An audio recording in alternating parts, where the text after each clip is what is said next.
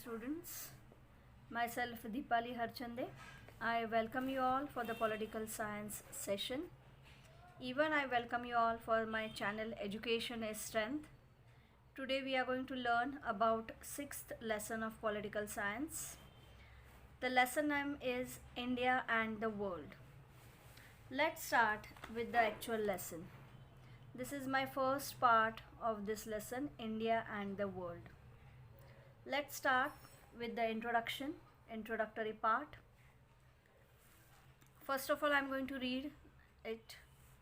The evolution of Indian foreign policy can be traced to the period before independence.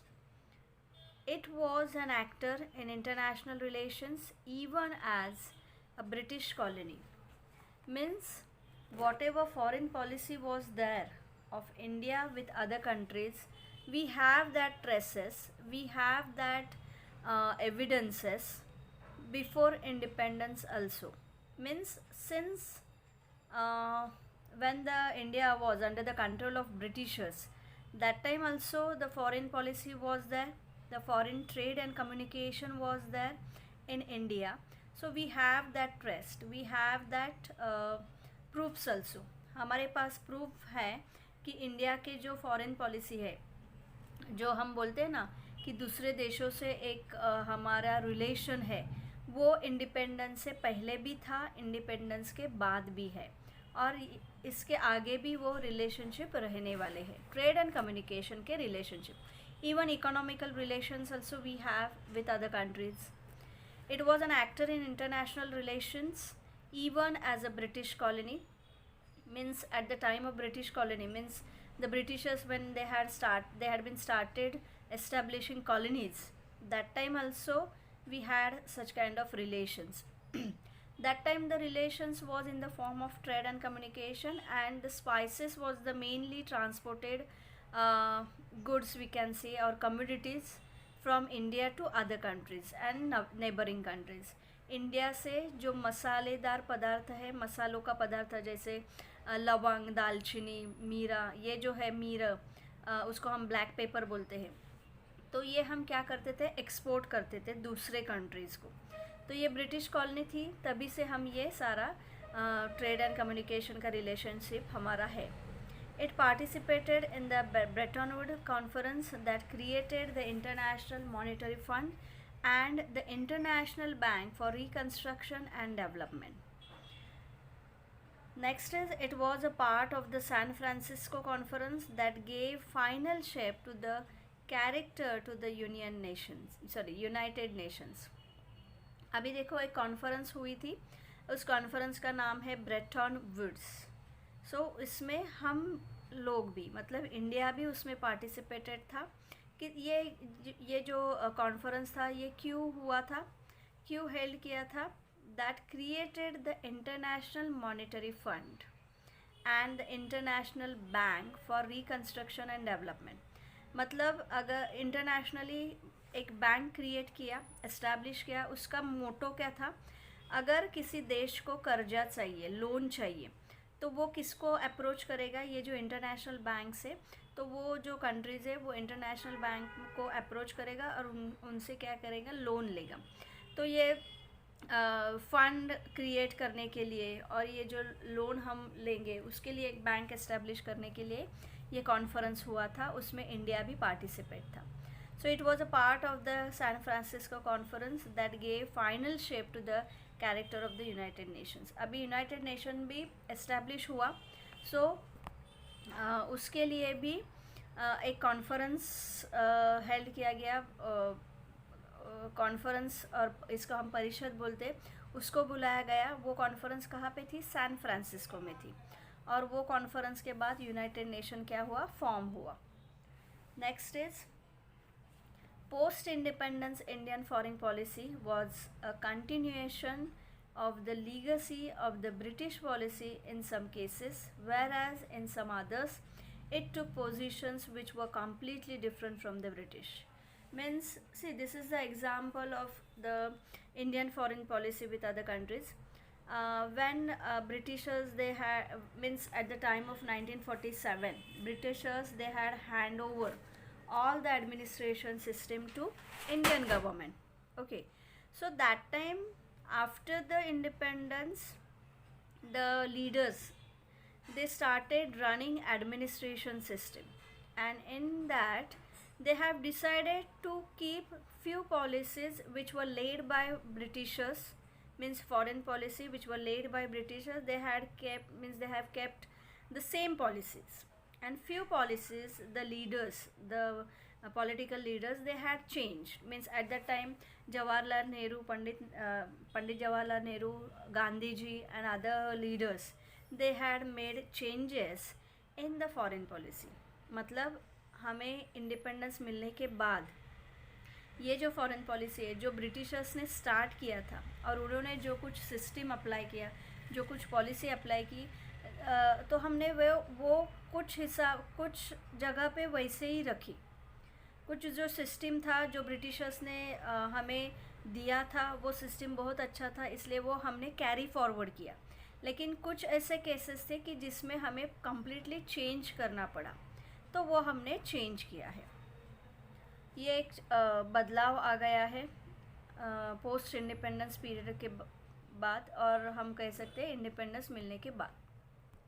Okay, next C Bretton Woods conference. जो हमने देखा ना, United nation establish करने के लिए, form करने के लिए कॉन्फ्रेंस हुआ, ये इसका पिक्चर है, ब्रेटन वुड्स कॉन्फ्रेंस. ये इंटरनेशनल मॉनेटरी फंड, इसका एक लोगो है, सिंबल है.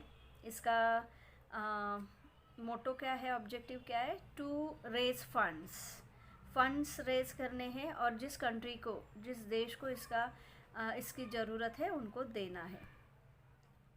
सैन फ्रांसिस्को कॉन्फ्रेंस, ये भी मैंने बताई. सैन फ्रांसिस्को कॉन्फ्रेंस क्यों हुआ था? कैन यू टेल मी कि सैन फ्रांसिस्को कॉन्फ्रेंस क्यों हुआ था?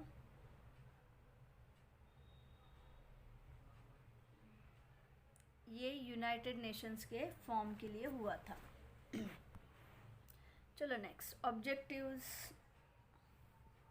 Of Indian foreign policy. अभी फॉरेन पॉलिसी का ऑब्जेक्टिव्स क्या है? क्यों फॉरेन पॉलिसी अप्लाई करनी है? फॉरेन पॉलिसी को हम क्या बोलते हैं हिंदी में? हम इसको परराष्ट्रीय धोरण कहते हैं. जो दूसरे देशों के साथ हमारा जो व्यवहार रहता है, जो रिलेशंस रहता है, उसको हम फॉरेन पॉलिसी हिंदी में कहते हैं. अभी देखो इसमें क्या है, एन इम्पोर्टेंट ऑब्जेक्टिव, इसका ऑब्जेक्टिव क्या है of Indian foreign policy is to maintain international peace and security. अभी ये क्यों करना है? इंटरनेशनल मतलब अंतर्राष्ट्रीय शांतता और प्रोटेक्शन के लिए, सिक्योरिटी के लिए, सुरक्षा के लिए हमें ये फॉरेन पॉलिसी डेवलप करनी है, और ये फॉरेन पॉलिसी हमें मेंटेन करनी है. ये तो सबसे बड़ा ऑब्जेक्टिव है. अभी देखो, अभी पंतप्रधान मोदी जी वो सब ये फॉरेन पॉलिसी हैंडल करते हैं. वो अलग अलग देशों में जाते हैं, वहाँ पे करार करते हैं, वहाँ पे कुछ जो कंट्रीज़ है जिसको ज़रूरत है उनको वो लोन के तरफ, लोन जैसा और फंड के जैसे वो पैसा भी प्रोवाइड करते हैं. तो ये सब वो क्यों करते हैं? ये क्यों रिलेशन उनको मेंटेन करना है? क्योंकि ये पीस के लिए और सिक्योरिटी के लिए. अभी देखो हमारे अब इस लेसन में हम देखने वाले कि इंडिया का व्यवहार चाइना के साथ कैसा है, इंडिया का व्यवहार बाकी के जो कंट्रीज़ है, रशिया है, अमेरिका है, as well as Japan, Germany, इससे कैसा है, वहाँ पे रिलेशंस कैसे है, रिलेशन मेंटेन करने के बाद कुछ डिस्प्यूट क्रिएट हुए हैं क्या, तो ये सब हम इस लेसन में पढ़ने वाले हैं. अभी सिक्योरिटी अगर हम बोलते हैं, ये शांतता सुझाव और सुरक्षा के बारे में अगर हमें सोचना है, तो अभी पाकिस्तान और चाइना ये भारत के खिलाफ है. China and Pakistan they are against to India. Fine. So for that purpose, if we want to sustain in future, or if we want to sustain in the third world war, then we have to keep good relations with other countries. If we maintain that good relations with other countries, so on that basis, in the Third World War, it would happen that against Pakistan and China, we could take help, or these countries could help India against these countries. Fine. And for that purpose, for the security purpose, we have to keep particular relations, or we have to maintain that relations. मतलब मैंने अभी जो क्या बोला कि अगर हमारे अभी जो संबंध है पाकिस्तान से और चाइना से, ये दिन दिन क्या बोल सकते हैं हम, दिन ब दिन ये बहुत ख़राब हो रहे हैं. तो इसके लिए अगर हमें बाकी के देशों का सपोर्ट मिलता है, अभी अमेरिका का सपोर्ट चाहिए तो हमें अमेरिका से अच्छे व्यवहार करने चाहिए. See before 90s the relations with America, means Indian relations with America, it was not good. There were dispute, there were many problems with the relations with America. So after the 19th century, we have started maintaining that good records, maintaining that good relations with America. So America is supporting us. See, at the time of 9/11, it was a terrorist attack on America. After that, the India was with American side, or we have taken that side of America. After that situation, America has started taking we can say concern of India also, and they started supporting India also, means American government, they started supporting India.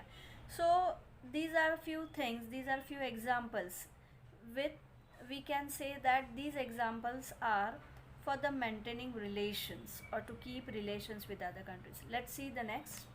It has been incorporated as a directive principle of state policy in part 4, articles 51 of the Constitution of India, which states that Government of India shall strive for the promotion and maintenance of international peace and security. अभी ये constitution में ही लिखा गया है, directive principle में भी दिया गया है कि directive principles of state policy, हमने जो डायरेक्टिव प्रिंसिपल लास्ट ईयर भी पढ़ा हुआ था, तो उसमें आर्टिकल्स है, 4th आर्टिकल है, उसमें 4th आर्टिकल 51, उसमें क्या लिखा गया है कि गवर्नमेंट ऑफ इंडिया ये क्या करने वाले, क्या प्रमोट करने वाले हैं, peace and security, international and peace and security के लिए हम लोग भी प्रयत्नशाली रहने वाले हैं. Strive means what, we are going to also take efforts for international peace and security. See, ये जो टेररिस्ट अटैक वगैरह है, ये मसला सिर्फ इंडिया का नहीं है, ये इंटरनेशनल अटैक होते रहते हैं. इंटरनेशनल एक ये हम बोल सकते हैं कि प्रॉब्लम है, पूरा वर्ल्ड इसको फेस कर रहा है. इसलिए यहाँ पे उन्होंने मेंशन किया है कि maintenance of international peace and security. So international peace and security के लिए हम लोग काम कर रहे हैं, और इसको कहाँ पे लिखा गया है, कॉन्स्टिट्यूशन में ही दिया गया है कि हमने मतलब इंडिया ने इसको सपोर्ट करना है. I hope you have understood till yet. Let's see the next. The objective of Indian foreign policy include protection of the sovereignty. अभी ये देखो नेक्स्ट पॉइंट आया है कि फॉरेन पॉलिसी में अभी क्या क्या आता है. नेक्स्ट ऑब्जेक्टिव क्या है, protection of sovereignty and integrity of the country. Sovereignty means what, सर्वधर्म समभाव, सभी लोगों को लिबर्टी है, सभी कास्ट को, सभी धर्मों को लिबर्टी है, सब लोग एक है. सो पहले तो हमें प्रोटेक्शन देना है सॉवर्निटी को, सार्वभौमत्व इसको बोलते हैं. सार्वभौमत्व means liberalism, and next is integration. If we maintain sovereignty then only we could lead towards the integrity.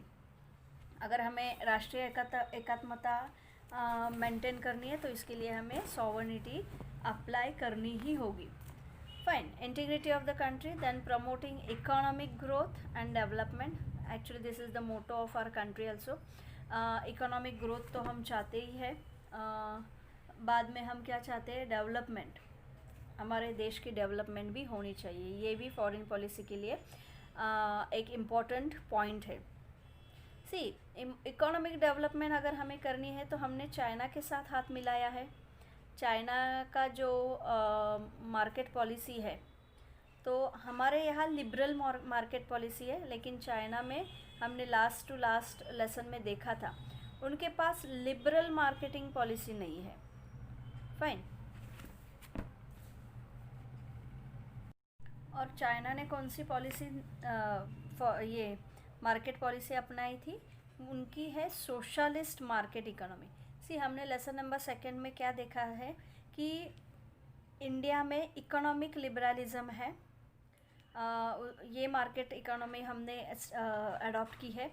America जो कैपिटलिस्ट कंट्री थी उस टाइम, तो उन्होंने कैपिटलिस्ट मार्केट इकोनॉमी का एडॉप्शन किया था, उन्होंने वो अडॉप्ट किया था। और जो वेस्टर्न यूरोपियन कंट्रीज़ है, तो उन्होंने क्या किया था, वेलफेयर मार्केट इकोनॉमी का उन्होंने वो अडॉप्ट की थी। तो चाइना की क्या थी, सोशलिस्ट मार्केट इकोनॉमी, मतलब समाजवादी मार्केट इकोनॉमी उन्होंने अपनाई थी। तो ये मार्केट इकोनॉमी है जो फॉरेन पॉलिसी पे इसका बहुत ज़्यादा असर होता है। Let's see the next. And ensuring the national security in a broader sense. Since 1990s, the India has adopted the policy of greater integration with the world economy in order to sustain a high growth rate. Yes, why we have adopted it? Why we have adopted the economic liberalism? To sustain high growth rate. मतलब हमें क्या करना है, हमें economy जो है उसका growth बढ़ाना है, हमें इकोनॉमिक डेवलपमेंट करनी है। तो वो सस्टेन करने के लिए, वो रखने के लिए हमने ये क्या किया है, ये फॉरेन पॉलिसी अपनाई है। I hope you have understood till here. I am trying to explain in Marathi as well as in Hindi, sorry in English and Hindi. Let's see next point. Okay, I am talking about page number, just a minute students, page number 59. So here, principles of Indian foreign policy. This point we are going to learn now. See, we have a structure of our Indian foreign policy. हमारे पास structure है, infrastructure है, principles है कि अगर हमें foreign policy maintain करनी है तो इसके लिए कौन कौन से तत्व होने चाहिए, प्रिंसिपल्स होने चाहिए, उसके बेसिस पे हम क्या कर रहे हैं, ये सब फॉरेन पॉलिसी रन कर रहे हैं। तो very first is, these are some fundamental ideas that act as guidelines to foreign policy makers in India. They are instead listed below. कुछ ये किए गए पॉइंट्स बनाए गए हैं गाइडलाइंस के स्वरूप से, तो वो हमें क्या करने हैं, वो हमें इम्प्लीमेंट करने। Very first is sovereign equality of state. Sovereign means what, सार्वभौम। सब जगह पे फ्रीडम होना चाहिए, सभी धर्मों को, कास्ट को एक लिबरल क्या बोलते हैं हम, लिबरलिज्म देनी चाहिए, फ्रीडम देनी चाहिए। देन इक्वालिटी, सेम इक्वालिटी सभी स्टेट्स को देने चाहिए, ये हमें पहला प्रिंसिपल दिया जाता है। Second is respect for the sovereignty and territorial integrity of all states. See literal meaning of sovereignty is the liberty to decide one's thoughts and actions, or we can say supreme authority over all things। ये English का literal meaning है। अभी हम मराठी और हिंदी में भी देखेंगे। मराठी में हम इसको सार्वभौमत्व कहते हैं, हिंदी में भी सार्वभौम सत्ता, ऐसे ही हम बोलते हैं। तो पहले क्या हमने देखा, सॉवरेन इक्वालिटी ऑफ स्टेट्स, मतलब जो कुछ सारे स्टेट्स है, राज्य है, उनकी सार्वभौम समानता का हमने आदर करना चाहिए। सेकंड है respect for the sovereignty and territorial integrity of all states, मतलब जो सारे स्टेट्स है उनकी एकात्मता, उनकी प्रादेशिकता, उसके सार्वभौमत्व के लिए हमें, सार्वभौमत्व जो है, सॉवर्निटी है, उसको हमें आदर करना है। ये हमें ये 2 पॉइंट्स यहाँ पे दिए गए हैं। Third is non intervention in the international affairs of any other states. इसमें क्या लिखा है, जो दूसरे देश है उनके जो इंटरनल अफेयर्स है उनमें हमें क्या नहीं करना चाहिए, इंटरफियर नहीं करना है. तो मतलब इंटरफियर मीन्स मतलब हस्तक्षेप नहीं करना है. दूसरे राज्यों के जो इंटरनल मैटर्स है, इंटरनल कॉन्फ्लिक्ट्स है, अफेयर्स है, उसमें हमने क्या नहीं करना चाहिए, हस्तक्षेप नहीं करना है, इंटरफियर नहीं करना है. Next is respect for international law. जो अंतर्राष्ट्रीय लॉ बनाया गया है, अंतर्राष्ट्रीय कायदा बनाया गया है, उसको हमें आदर करना है. Then active participation in international and regional organisations, जैसे हमें लास्ट लेसन में भी देखा है, जो बिम्स्टेक है, SCO है, देन G20 है, ऐसे जो कुछ ऑर्गेनाइजेशंस क्रिएट किए गए ट्रेड एंड कम्युनिकेशन के लिए, उसको हमें क्या करना है, उसमें हमें एक्टिव पार्टिसिपेशन करना है. Then belief in peaceful and coexistence and peaceful resolution of international disputes. अभी जो इंटरनेशनल डिस्प्यूट्स हैं, जैसे America and China, America and Russia, ये इंटरनेशनल डिस्प्यूट है. Even India Pakistan, India China, ये इंटरनेशनल डिस्प्यूट के अंडर आता है. तो हमें वो क्या करना है, पीसफुली हैंडल करना है, पीसफुली रिजॉल्व भी करना है. Resolution means what, we have to find out the solutions also. First of all peace के ऊपर हमें बिलीव करना है. We have to believe on peace, we have to believe on the peaceful resolutions also, peaceful solutions also, and we have to solve the international disputes peacefully. But next, ये अभी next part है. Pandit Jawaharlal Nehru speech of 7 September on 1946, मतलब India को जब independence नहीं मिला था उसके एक साल पहले का ये स्पीच है. Given on the all India radio, split out the core features of India's foreign policy. तब उन्होंने कहा था, ऑल इंडिया रेडियो पे उन्होंने फॉरेन पॉलिसी के बारे में कहा था.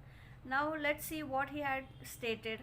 ही stated, we propose as far as possible to keep away from the power politics of groups aligned against one another which have led in the past to world wars and which may again lead to disasters on an even wider scale. अभी All India Radio पे उन्होंने क्या बोला था, अगर हम as far as possible to keep away from the power politics, मतलब अभी बाइपोलरिटी देखी हमने, यूनिपोलरिटी देखी है, अभी वर्ल्ड पूरा मल्टीपोलरिटी के यहाँ पे जा रहा है. तो ये पावर पॉलिटिक और ये जो ग्रुपिज़म है ना, वो हमें नष्ट करना है, वो हमें बिलीव नहीं करना है, वो हमें क्या बोलते हैं, रूट से ही निकाल डालना है. तो अगर वो करेंगे तो क्या होगा, जो पिछले फर्स्ट वर्ल्ड वॉर हुआ, सेकेंड वर्ल्ड वॉर हुआ, वो क्यों हुआ, ये इसी के वजह से हुआ. ग्रुपिज़म मतलब अमेरिका का एक ग्रुप, जापान जर्मनी का एक ग्रुप, जो बाद में अलायंस ग्रुप भी हुआ. ये first and second world war में आपने तो हिस्ट्री में आपने पढ़ा है इस साल भी. तो ये उसमें क्या था, अलाइनेशन था, उसमें ग्रुपिज़म था, ग्रुप्स था. तो पंडित जवाहरलाल नेहरू ने क्या बोला, वो हमें समूल नष्ट करना है. अगर नहीं किया तो ये ग्रुपिज़म क्या करेंगे, फिर से डिज़ास्टर की ओर हमें लेके जाएंगे, फिर से हमें थर्ड वर्ल्ड वॉर की तरफ लेके जाएंगे. तो उन्होंने हमें क्या यहाँ पे बताया, उन्होंने वहाँ पे हिस्ट्री बताई कि अगर हमें ये नहीं करना है, ये वर्ल्ड वॉर है, जागतिक युद्ध जो बोलते हैं, अगर वो हमें नहीं चाहिए तो हमें पावर पॉलिटिक्स को समूल नष्ट करना है. ये इन्होंने ऑल इंडिया रेडियो पे बोला था. See how much the we can say foresightedness the Pandit Jawaharlal Nehru had. Next is, अभी अगर हमें थर्ड वर्ल्ड वॉर के तरफ नहीं मुड़ना है तो क्या करना चाहिए. About India's position in Asia, अभी उन्होंने इंडिया की जो पोजीशन है एशिया में उसके बारे में बोला है. We are of Asia and the peoples in Asia are nearer and closer to us than others. मतलब अगर आप if you see the India's border, all countries are there in India, near by the India's border. See what I want to tell you, India ऐसा एक देश है जिसको neighbouring जो सारे कंट्रीज़ है सबकी बॉर्डर वहाँ पे लगी हुई है, सबकी बॉर्डर पे इंडिया है. फाइन. तो इंडिया को सारे देशों से संबंध कैसे रखने चाहिए, अच्छे ही रखने चाहिए. सी हमारी बॉर्डर बांग्लादेश से है, चाइना से है, पाकिस्तान से है, देन श्रीलंका से है, आफ्टर दैट अफ़गानिस्तान से भी है. तो हमें क्या करना चाहिए, we have to maintain peaceful relations with other countries, with our neighbouring countries. So उन्होंने एशिया का हमारा जोग्राफिकल ये बताया है लोकेशन. क्या कहा है उन्होंने, we are of Asia and the peoples in Asia are near and closer to us than others. India is so situated that she is the pivot of western, southern and south east Asia. मतलब west, south, south east Asia सभी जो देश है वो India के border को touch करते हैं. ओके. नेक्स्ट इज सी जब उन्होंने ये भाषण दिया था तब की ये फ़ोटो है. फाइन. सो इसमें हमने अभी क्या देखा है इस वीडियो में, objectives of Indian foreign policy and principles of Indian foreign policy. उसमें हमने पंडित जवाहरलाल नेहरू तक हमने ये पढ़ा है. इसका नेक्स्ट जो लेक्चर है मैं जल्दी अपलोड करूँगी. I hope you have understood till yet. If you have any doubt, you can comment me in comment box. Bye bye students. Take care. Be safe.